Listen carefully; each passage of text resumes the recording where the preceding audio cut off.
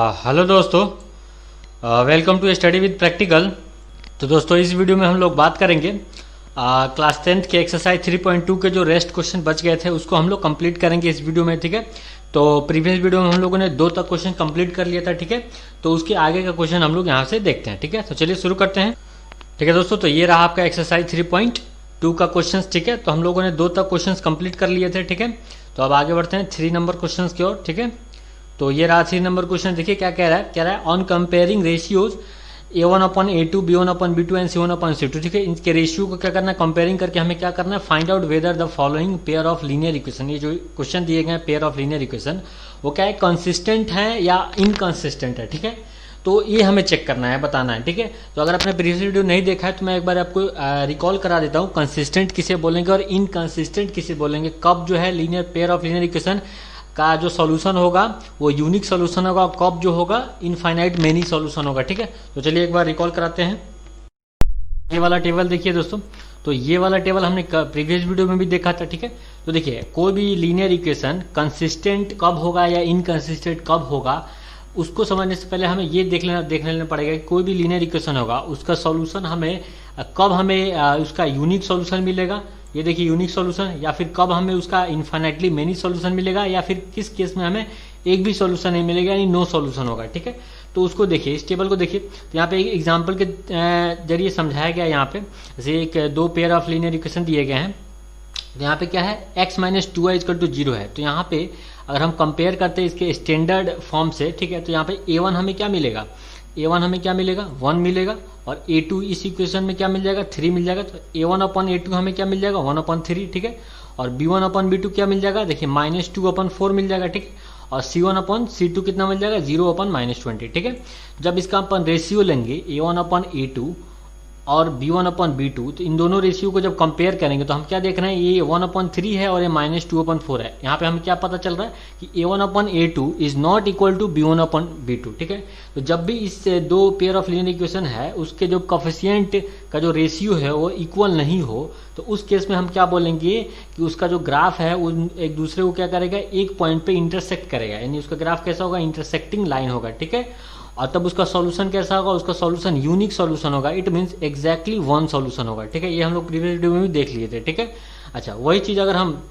Second वाले case में देखिए इस केस में क्या हो रहा है, हमें A1/A2 = B1/B2 मिल रहा है और इक्वल टू C1/C2 भी मिल रहा है ना, तीनों का रेशियो क्या मिल रहा है, हमें इक्वल मिल रहा है। ठीक है, तो इस केस में हम क्या बोलेंगे कि इसका जो ये होगा, जो ग्राफ होगा इसका क्या होगा, कोइंसिडेंट लाइन होगा। मतलब जो दोनों का ग्राफ होगा, दोनों इक्वेशन का एक दूसरे को क्या करेंगे, ओवरलैप करेंगे। मतलब इसी पे क्या होगा, इसका भी ये सेकंड करेगा। ठीक है, तो इस केस में हम सॉल्यूशन क्या बोल रहे थे कि इसका क्या है, इनफाइनाइटली मेनी सॉल्यूशन है। कैसा सॉल्यूशन है इसका, इनफाइनाइटली मेनी सॉल्यूशन है, बहुत सारा सॉल्यूशन है। ठीक है, तो ये 2 क्वेश्चन समझ लिए। जब A1/A2 is not equal to B1/B2 तो कैसा था, यूनिक सॉल्यूशन था, केवल एक ही सॉल्यूशन मिल रहा था।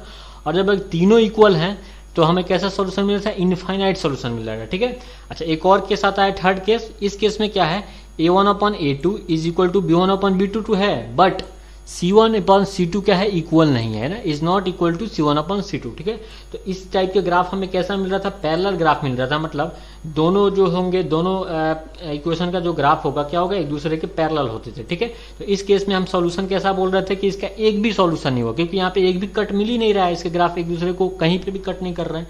इट मीन्स क्या होगा, इसका नो सॉल्यूशन होगा। ठीक है, ये समझ गए। चलिए अब समझते हैं कि कब कंसिस्टेंट किसे बोलेंगे, इनकंसिस्टेंट किसे बोलेंगे। ठीक है, तो यहाँ पे देखिए कंसिस्टेंट किसे बोलेंगे, देखिए जिसके पास अगर सॉल्यूशन है या फिर उसके यूनिक सॉल्यूशन हो या फिर इनफाइनाइटली मेनी सॉल्यूशन हो। ठीक है, जिस भी इक्वेशन के पास यूनिक सॉल्यूशन हो या फिर इनफाइनाइटली मेनी सॉल्यूशन हो उसको हम लोग क्या बोलेंगे कि वो क्या है, कंसिस्टेंट है। ठीक है, और जिसके पास एक भी सॉल्यूशन नहीं हो यानी नो सॉल्यूशन हो उसको हम लोग क्या बोलेंगे, इनकंसिस्टेंट बोलेंगे। ठीक है, अच्छा तो अब रेशियो कैसे चेक करेंगे, तो यहाँ पे मैंने देख ही लिया। ठीक है ना, तो यूनिक सॉल्यूशन कब होता है, जब इस टाइप का रेशियो मिले, यानी A1/A2 is not equal to B1/B2 तो उसको हम लोग क्या बोलेंगे, यूनिक सॉल्यूशन बोलेंगे। यूनिक सॉल्यूशन है, इट मीन्स वो क्या है, हमारा कंसिस्टेंट है। ठीक है, और क्या है, इनफाइनाइटली मेनी सॉल्यूशन भी क्यों क्या बोलेंगे, कंसिस्टेंट बोलेंगे। तो उसके लिए क्या है, यहाँ पे देखिए इस टाइप का अगर रेशियो मिले तब हम इसको क्या बोलेंगे कि ये भी क्या है, कंसिस्टेंट है, मतलब इसके पास भी सॉल्यूशन है। ठीक है, और जब इस टाइप का रेशियो मिले A1/A2 is equal to B1/B2 but not equal to C1/C2 तो उसको क्या बोलेंगे, ये इनकंसिस्टेंट है। इट मीन्स इसके पास एक भी सॉल्यूशन नहीं है। ठीक है, तो चलिए अब क्वेश्चन बन जाएगा। चलिए करते हैं क्वेश्चंस को। ठीक है, तो देखते हैं थर्ड का फर्स्ट नंबर क्वेश्चन। ठीक है, तो अब ये दो इक्वेशंस दिए गए थे। ठीक है, अब हमें चेक करके बताना है कि ये कंसिस्टेंट है या इनकंसिस्टेंट है। ठीक है, तो फिर से इस इक्वेशन को यहाँ पे हमने लिख लिया। ठीक है, अब यहाँ पे जब इसका कंपेयर करते हैं स्टैंडर्ड इक्वेशन से तो हमारा a1/a2 कितना मिलेगा, देखिए यहाँ पे 3 है और यहाँ पे 2 है, तो 3/2 मिलेगा। ठीक है, और यहाँ पे b1/b2 क्या मिल जाएगा, देखिए यहाँ पे 2 है और यहाँ पे -3 है। ठीक है, तो यहाँ पे कितना मिल जाएगा, -2/3 मिल जाएगा। और यहाँ पे c1/c2 कितना मिल जाएगा, 5/7 मिल जाएगा। ठीक है, तो ये हमें मिल गया। तो हम यहाँ पे क्या देख रहे हैं कि a1/a2 is not equal to b1/b2।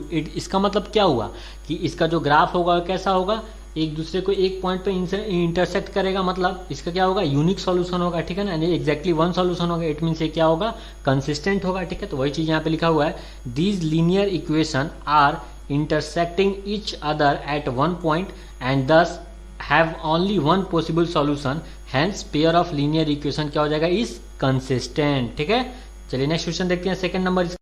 तो इजी है, ऐसे ही इसको सेकंड नंबर भी चेक कर लेते हैं हम लोग। सेकंड में क्या था, 2x - 3y = 8 और 4x - 6y/9 = 9। ठीक है, तो यहाँ पे a1/a2 कितना हो जाएगा, 2/4 यानी 1/2, और यहाँ पे b1/b2 कितना मिल जाएगा, -3/6 यानी कितना हो जाएगा, 1/2, और c1/c2 कितना है, 8 और 9, तो कितना हो जाएगा, 8/9। ठीक है, तो यहाँ पे हम क्या ऑब्जर्व कर रहे हैं, a1/a2 = b1/b2 है, बट c1/c2 नहीं है। ठीक है, तो इसका मतलब क्या होगा, इसके पास एक भी सॉल्यूशन नहीं होगा, मतलब इसका ग्राफ कैसा होगा, पैरेलली होगा एक दूसरे के। ठीक है, तो वही यहाँ पे लिखा हुआ है, therefore these linear equation are parallel to each other and thus have no possible solution. एक भी सॉल्यूशन नहीं, इट मीन्स क्या हो गया, hence linear equation is consistent. ठीक है, तो ये समझ में आएगा। चलिए नेक्स्ट क्वेश्चन करते हैं, थर्ड नंबर।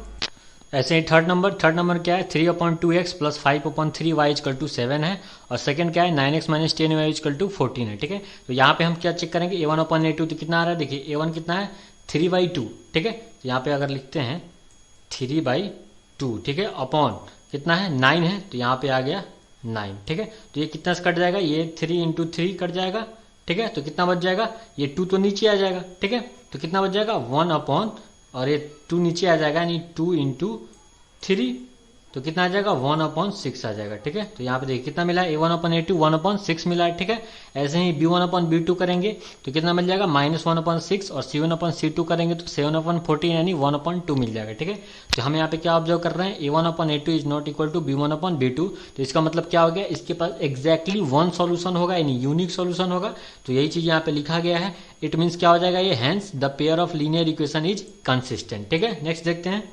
ठीक है, तो अब देखते हैं फोर्थ नंबर क्वेश्चन। ठीक है, तो देखिए फोर्थ नंबर क्वेश्चन में क्या कह रहा है, which of the following pair of linear equation, ये जो दिया गया है, आर कंसिस्टेंट / क्या है, इनकंसिस्टेंट। ठीक है, तो इसमें से आपको बताना है इसमें से कौन सा क्या है, कंसिस्टेंट है और इनकंसिस्टेंट है, ये चेक करना है। ठीक है, अच्छा, अगर उसके बाद क्या करें, इफ कंसिस्टेंट, अगर चेक करने के बाद अगर वो कंसिस्टेंट मिलता है तो हमें क्या करना है, ऑब्टेन द सॉल्यूशन ग्राफिकली। ठीक है ना, जो भी कंसिस्टेंट होगा उसका, कंसिस्टेंट का मतलब क्या होगा, उसके पास सॉल्यूशन होगा। ठीक है, अब सॉल्यूशन होगा तो वही सॉल्यूशन हमें बताना है, किस मेथड से, ग्राफिकली मेथड से हमें क्या करना है, इसका सॉल्यूशन बताना है। ठीक है, तो पहले तो हम क्या करेंगे, ये चेक कर लेते कि ये कंसिस्टेंट है कि नहीं। ठीक है, तो उसके लिए क्या करेंगे, इसके कोफिशिएंट का रेशियो हम लोग चेक करेंगे। ठीक है, तो उसको चेक करते हैं। ठीक है, तो आइए चेक करते हैं कि ये कंसिस्टेंट है कि नहीं है। ठीक है, तो पहला नंबर क्या था, x + y = 5 था, और दूसरा इक्वेशन क्या था, 2x + 2y = 10 था। तो ये तो खैर आपको देखने में ही पता चल रहा है। देखिए यहाँ पे दोनों इक्वेशन क्या है, सेम है। अगर यहाँ से 2 कॉमन ले ले सेकंड वाले इक्वेशन से, तो यहाँ पे क्या बच जाएगा, x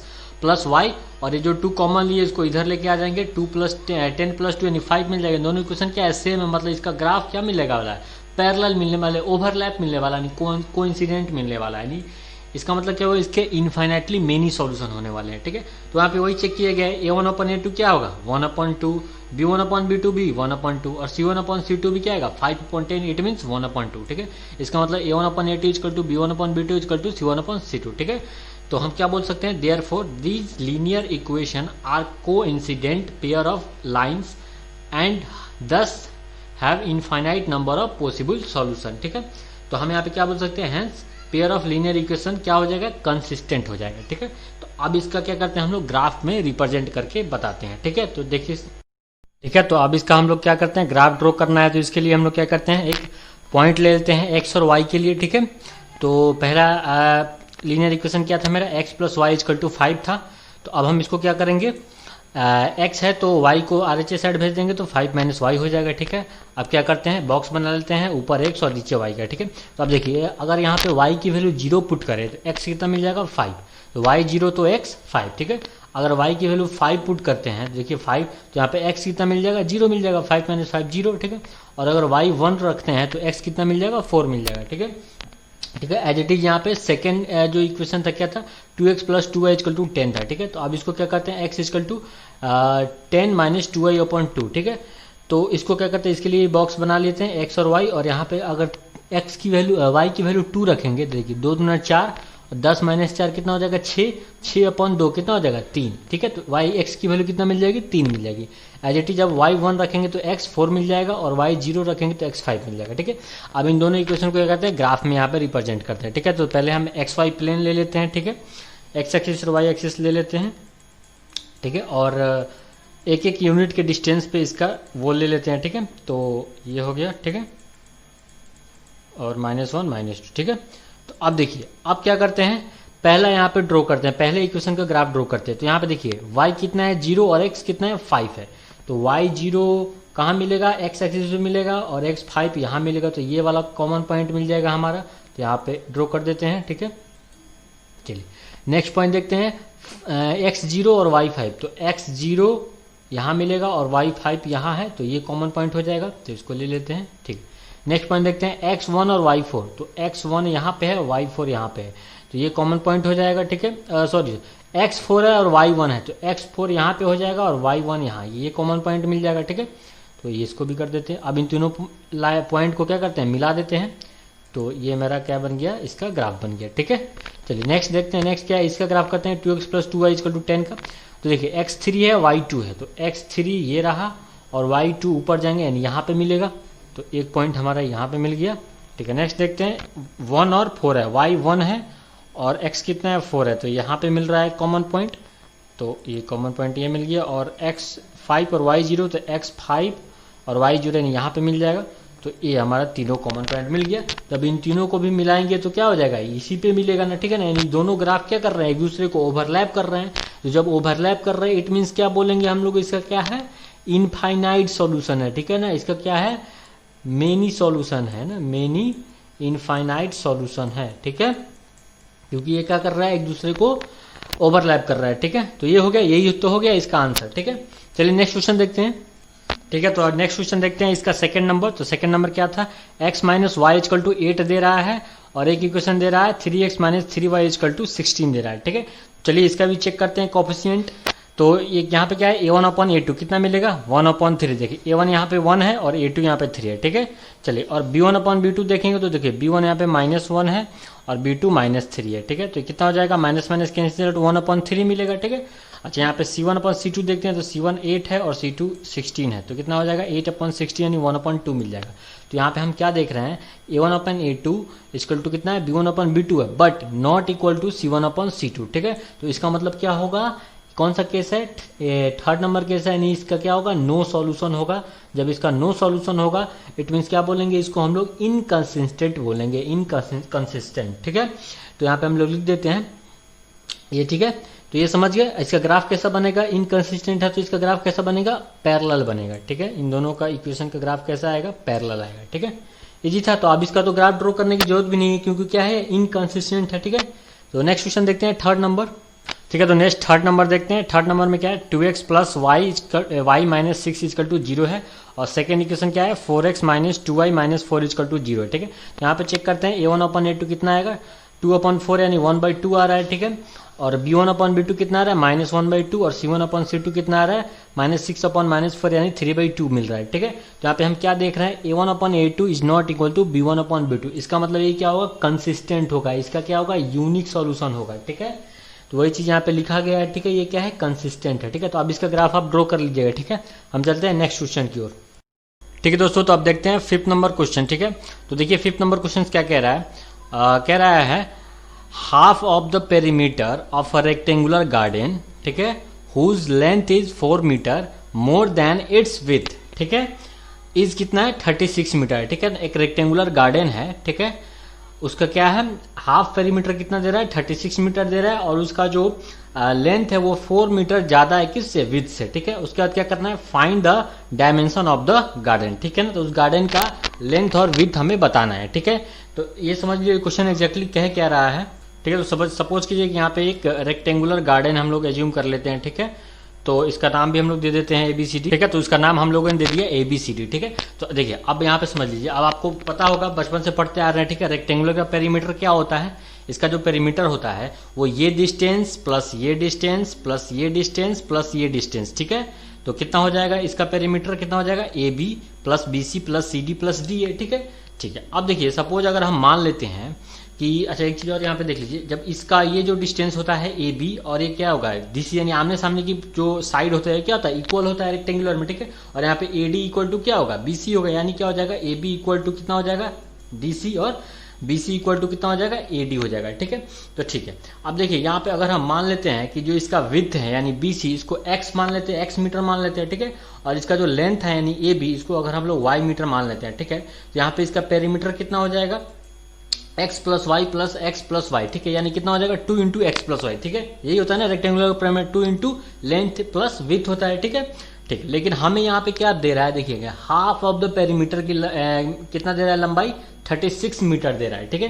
तो यहाँ पे हमें ये मीटर पेरीमीटर है, तो हम हाफ पेरीमीटर करेंगे तो 2 से डिवाइड करेंगे, ठीक है।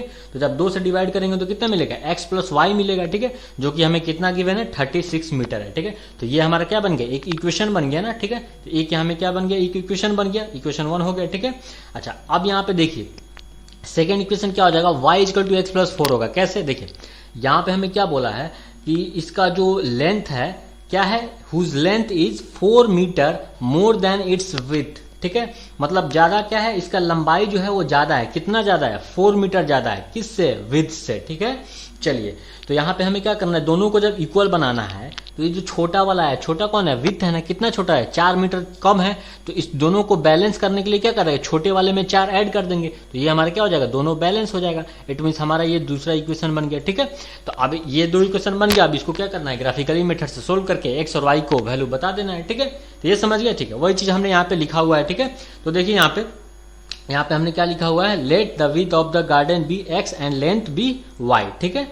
अकॉर्डिंग टू क्वेश्चंस क्या हो जाएगा, दोनों में डिफरेंस क्या है, लेंथ और विड्थ में डिफरेंस क्या है, 4 मीटर का डिफरेंस है। तो y माइनस एक्स क्या हो जाएगा, इक्वेशन 1 हो जाएगा, ठीक है।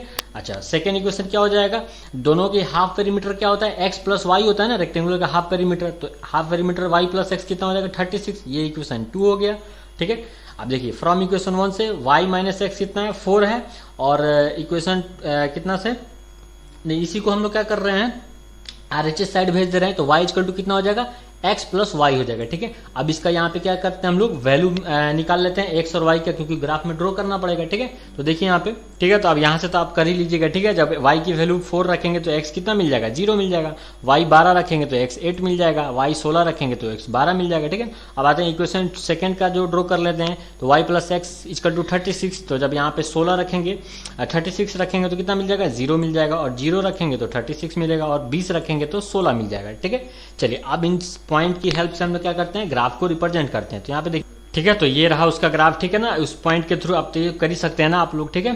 तो यहाँ पे हमें किस पॉइंट पे कट मिला है इन दोनों का ग्राफ, देखिए ये जो ग्राफ है किसका है, y plus X equal to 36 का ग्राफ है, और ये वाला जो ग्राफ है वो किसका है, y minus X equal to 4 का ग्राफ है, ठीक है। ये दोनों ग्राफ एक दूसरे को इस पॉइंट पे कट कर रहा है, यानी x की वैल्यू 16 और y की वैल्यू 20, ठीक है। तो हमने x किसको माना था, विड्थ को, तो उसकी विड्थ कितनी हो जाएगी, 16, और उसकी लेंथ कितनी हो जाएगी रेक्टेंगुलर की, 20, ठीक है। तो यही हो गया हमारा आंसर, ठीक है। नेक्स्ट क्वेश्चन देखते हैं, ठीक है। तो अब देखते हैं नेक्स्ट 6 नंबर क्वेश्चन, ठीक है। तो देखिए 6 नंबर क्वेश्चन क्या कह रहा है, गिवन द लीनियर इक्वेशन, ठीक है ना। ये लीनियर इक्वेशन दिया गया है 2x plus 3y minus 8 equal to 0, ठीक है।